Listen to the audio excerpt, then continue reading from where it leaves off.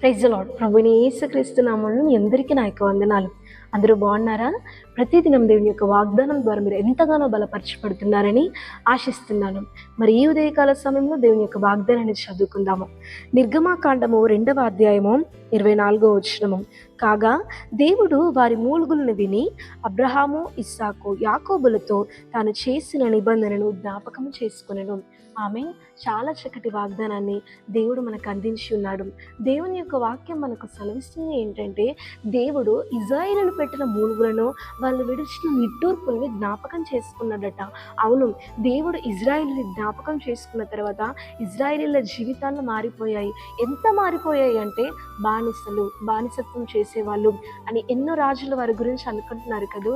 ఆ బానిసత్వం చేసేవారే అనేక రాజ్యాల గుండా ప్రయాణిస్తున్నప్పుడు బానిస బ్రతుకులు బ్రతికిన బానిసలను చూసి అనేకులు ఆశ్చర్యపోయారు, అనేకులు భయపడ్డారు.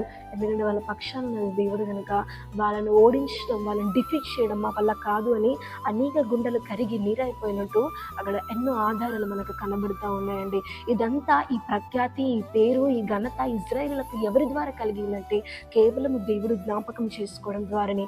మీ జీవితంలో కూడా మనుషులు నన్ను జ్ఞాపకం చేసుకుంటే బాగుండు, మనుషులు ఏదో ఇస్తే బాగుండు, మనుషులు నన్ను గుర్తిస్తే చాలని మీరు అనుకోవద్దు. దేవుడు గుర్తించడానికి, దేవుడు జ్ఞాపకం చేసుకోవడానికి దేవుని సన్నిధిలో మీరు మూలుగులు విడవండి, మీరు మూలుగండి. దేవుని సన్నిధిలో ప్రార్థించండి, దేవుని కోసం మీరు ప్రార్థించండి.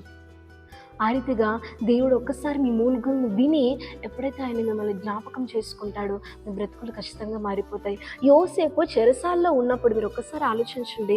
యోసేపు చెరసాల్లో ఉన్నప్పుడు పానదాయకుడికి, భక్షాకరుడికి కల బావుగా చెప్పి సహాయం చేస్తాడు.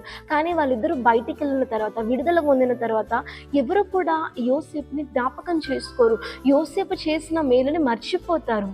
కానీ దేవుడు యోసేపుని జ్ఞాపకం చేసుకొని యోసేపుని ఎంతగానో హెచ్చిస్తాడు. ఒకవేళ దేవుడు జ్ఞాపకం చేసుకోకముందు పానదాయకుడు కానీ, భక్షాకారుడే కనుక జ్ఞాపకం చేసుకుని ఉంటే మహా అంటే యోసేపు చెరసాల నుండి విడుదల పొందేవాడే, కానీ యోసేపు అంత గొప్ప అధికారాన్ని పొందుకునేవాడు కాదు.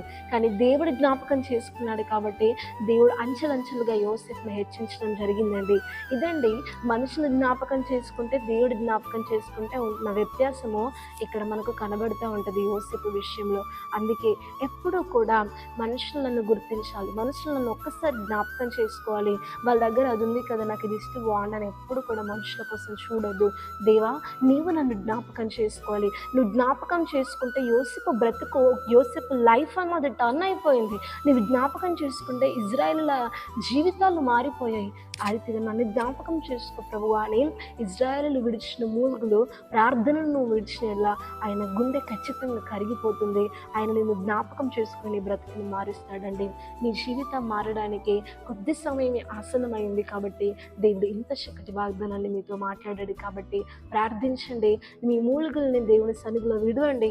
ఖచ్చితంగా దేవుడు మీ ప్రార్థనను ఆలకించి మిమ్మల్ని జ్ఞాపకం చేసుకును గాక. ఆమేన్. ప్రార్థన చేసుకుందాం. పరలోకమందున్న మా తండ్రి, నీకు వందనాలు. చాలా చక్కటి వాగ్దానాన్ని ఈరోజు మాకు అందించినందుకు నీకు స్తోత్రాలు ప్రభువా. మనుషులు మమ్మల్ని జ్ఞాపకం చేసుకున్నట కంటే ఎక్కువగా నీవు మమ్మల్ని జ్ఞాపకం చేసుకుంటే అది మాకు ఎంతో మేలు ప్రభువా. ఎన్నో ఆధారాలు తండ్రి నీ వాక్యంలో మాకు తండ్రి కనబడుతున్నాయి, అయా వాళ్ళ చరిత్రలో మాకు కనబడుతున్నాయి కనుక తండ్రి ప్రభువా, నీవు మమ్మల్ని జ్ఞాపకం చేసుకోండి ప్రభువా. నీకే మహిమ, ఘనత, ప్రభావములు చెల్లించుకుంటూ మనుషుల చేత విసర్జింపబడి మరోబడిన ఎంతోమంది బీదలైన వారు, ఎంతోమంది దయనీయ స్థితిలో ఉన్నవారు, ఎంతోమంది దీన స్థితిలో ఉన్నవారిని తండ్రి మీరు జ్ఞాపకం చేసుకోండి. మీరు వారికి పరిచయం కండి.